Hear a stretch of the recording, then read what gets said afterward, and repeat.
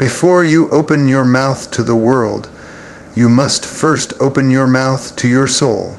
Because what you say when the sun rises, what you whisper to your weary spirit in the stillness of morning, that is what builds the foundation of your day.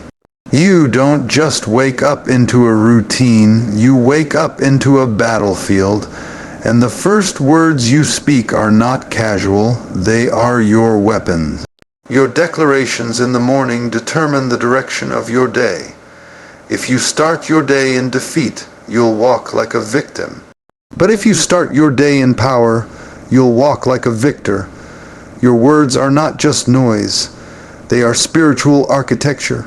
They construct your thoughts, frame your emotions, and shape your decisions. That's why the morning matters.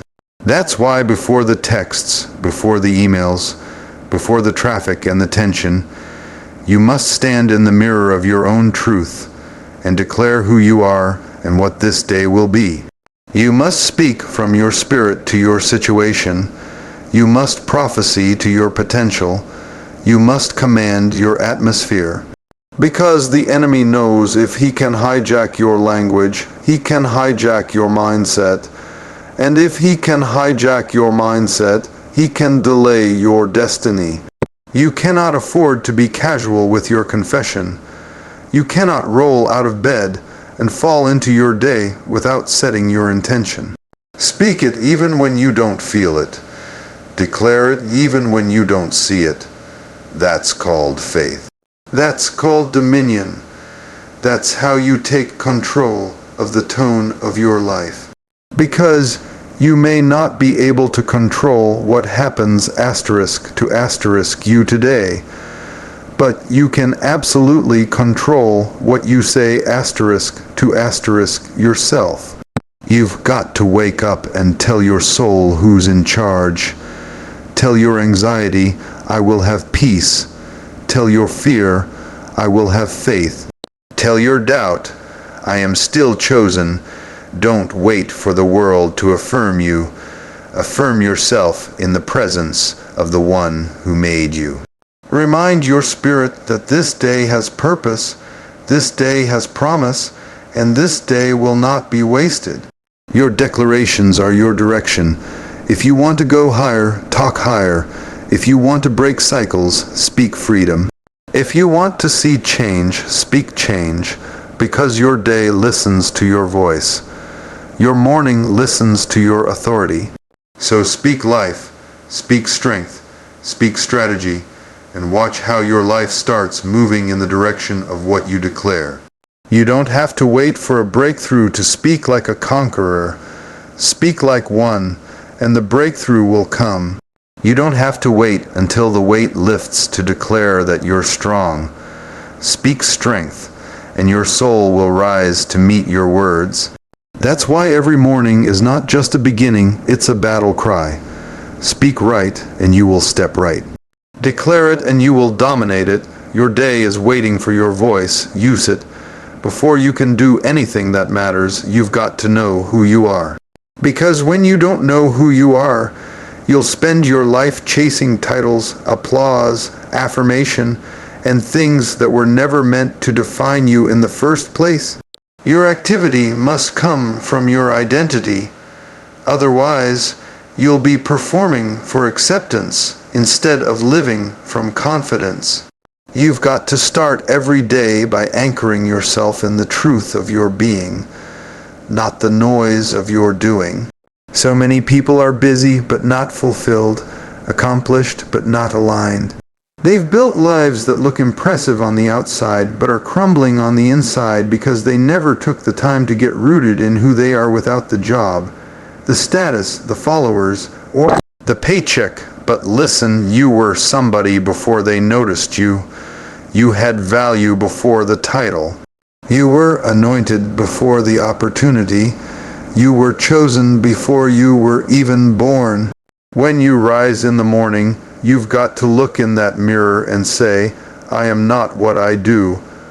I am who I am, created with purpose, crafted with intention, and destined for greatness. Because if you don't define yourself, This world will do it for you. And the world's definition will always be too small for the weight of your calling. People will label you by your past, limit you by your flaws, and box you into their insecurities, but God calls you His. That's where your identity begins. So many are exhausted not because they're working hard, but because they're trying to earn love that's already theirs. They're hustling to prove what was never in question. You don't have to prove that you matter, you do. You don't have to perform to be enough, you are. There is nothing you can do to increase your worth, and nothing you've done can decrease it. You are valuable because of who you are, not because of what you achieve. Every assignment you have, every role you play is temporary. Seasons change, jobs change, people change, but your identity is eternal. It's the only thing that doesn't shift with time. So, build your life on that foundation. Start every morning by remembering who you are, not what they called you, not what you failed at, not what you fear, but who you are. Because when you know who you are, you'll stop settling. When you know who you are, you'll stop begging to be chosen. When you know who you are, you'll walk differently, talk differently, and believe differently. And when your identity is rooted, your activity becomes powerful. You stop moving from pressure, and you start moving from purpose. Don't let your day begin with performance. Let it begin with presence. Remind yourself of the truth before the tasks, before the opinions, before the demands. Who you are is not up for debate. Walk in it, own it, live from it, because everything you do should be an overflow of the truth of who you are. You've got to make up your mind right here, right now, that no matter what this day throws at you, you can handle it. Life doesn't ask for your permission to be hard. It doesn't send a warning before it shakes your plans, delays your dreams, or disrupts your peace. But let me tell you something. What shows up may surprise you, but it will not destroy you. You are stronger than you think, wiser than you know, and more equipped than you feel. See, there's a difference between confidence and preparation. Some people wait to feel ready before they move. They wait to feel strong before they speak. But faith doesn't wait for everything to make sense. Faith says, I've been through enough to know that even if I don't have the full picture, I have the power. Power not in your position, not in your resources, but in your resilience. You've made it through what others would have crumbled under. You've survived what tried to silence you. And now this new thing, this challenge, this pressure, this uncertain season, it may be heavy, but it's not too much for you. You've got to tell yourself that in the morning. Before the weight of the world tries to rest on your shoulders, you speak to your soul and say, I can handle it. Not because it's easy, but because I am not alone. There's a strength that rises in you not when everything is going right, but when everything seems to go wrong and you still show up. That's what endurance looks like. That's what perseverance sounds like. It's not loud, it's not glamorous, but it's powerful. Every time you've been broken and kept walking, every time you were confused and kept believing, every time you were hurting and kept helping, that wasn't weakness. That was capacity expanding. What's coming at you today might be bigger than yesterday, but so are you. You've grown, you've matured, you've got tools you didn't have before. You've got faith that's been tested. You've got prayers that have been answered. You've got scars that prove you're still here. And don't you dare forget that. Don't you let the pressure make you panic. Don't you let the stress steal your strength. Say it when you wake up, I can handle it. Say it when fear whispers, I can handle it. Say it when the load feels too much and the night feels too long, I can handle it. Not by myself, not in my own might, but because something greater is working through me. There is grace on me for this. There is favor over me in this. There is wisdom rising within me through this. So no matter what email, what phone call, what situation comes knocking today, stand firm, breathe deep, and remind yourself, I can handle it. I've been built for it.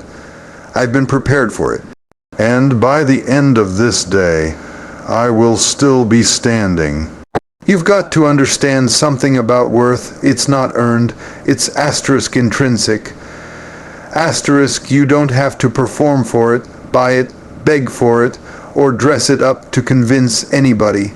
You are worthy right now in this moment of love, of respect, and of success. And if nobody else has told you that today, then let your own voice say it loud enough to echo through every room your doubt tried to occupy. See, the danger is that when you don't believe you're worthy, you'll start settling for scraps in places you were meant to sit at the table. You'll keep chasing people who were never assigned to your life. You'll keep accepting treatment beneath your calling, all because some wound convinced you that you don't deserve better. But that devil is a liar. You were not created to survive on leftovers of love. You were created for abundance in your heart, in your relationships, in your purpose. And don't confuse humility with low self-worth. It's one thing to be humble, but it's another to play small so people won't feel uncomfortable around your greatness. You don't have to shrink for anyone. You don't have to dilute your dreams to fit their fears. You are not too much. They were simply too limited to handle the full weight of who you are becoming. So start telling yourself this truth every morning. I am worthy. Not because you got everything right. Not because you're perfect. Not because you haven't made mistakes. But because you are human, you are chosen. You are loved and you are still here. After everything that tried to break you, you are still breathing. Still hoping, still standing. That alone proves your value. Don't let the world define what success looks like for you. Some people measure it in money, others in likes, in titles, in applause. But true success is living in alignment with your purpose. It's peace in your soul, joy in your heart, and the confidence to say, I may not be where I want to be, but I'm walking with my head held high because I know my worth. And if someone can't see your value, don't spend your life trying to convince them. You don't have time to audition for places God already gave you a seat. You don't have to tolerate disrespect just to be in the room. Your presence is a gift. Your voice is a treasure. Your vision is sacred, and you don't need permission to be treated like you matter. You do matter. So, let this be the truth you carry today. You are worthy. You are worthy of love that doesn't confuse you. You are worthy of respect that doesn't diminish you. You are worthy of success that doesn't require you to lose your soul. Stop settling. Stop second guessing. Start standing. Because once you realize your worth, you'll stop giving discounts to people who never deserved access in the first place. You are not your past. Let that truth settle deep into your spirit. Let it wash over every regret, every mistake, every wound you still carry. Because far too many people are living today in chains they forged yesterday. And I came to tell you, those chains have no power unless you keep holding them. What you did is not who you are. What happened to you is not your identity. Your past may have shaped you, but it cannot define you unless you let it. There is nothing more powerful than grace. Grace will reach into the ashes of your worst moments and pull out the seeds of your greatest purpose. Grace will call you by your future when everyone else keeps labeling you by your failure. And sometimes the hardest person to forgive is yourself. But how long will you keep punishing yourself for what God has already forgiven? How long will you keep reliving what you can't change instead of embracing what you can still become? Let go, not because it didn't matter, not because it didn't hurt, but because holding on to it is costing you too much.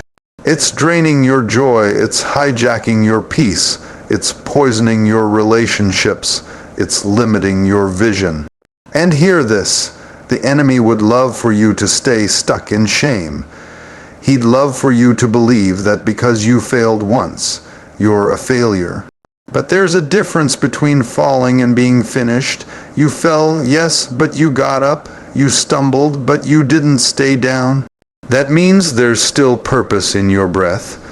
You can't rewrite the past, but you can rise from it.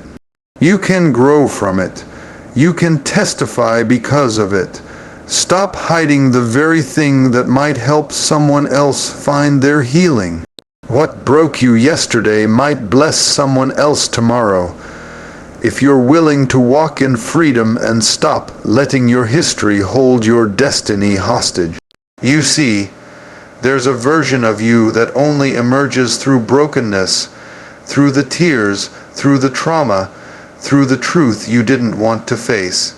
And when you rise from that place, you rise wiser, you rise stronger, you rise more compassionate, more connected, more grounded in what matters. That kind of strength doesn't come from comfort, it comes from the kind of pain that didn't kill you, even though it tried. So stop rehearsing the guilt, stop replaying the what-ifs. Today is not yesterday. You are not who you were. And you don't owe anybody an explanation for your growth. You don't need their permission to move forward. If God has released you, stop holding yourself captive. This is your moment to shift. This is your time to declare, my past is not my prison. It's the place where I met my power. And from this moment on, walk like someone who knows the past may be part of your story, but it's not the end of your sentence. It's the beginning of your rise. You are not alone. I don't care what the room feels like. I don't care what the silence says. I don't care how distant the people around you have become. You are not walking through this life by yourself. There is a presence that doesn't leave when things get hard. There is a love that doesn't fade when you fail. There is a power that doesn't shrink when your strength runs out. You are being carried even when you can't feel the arms. You are being held even when you don't see the hands.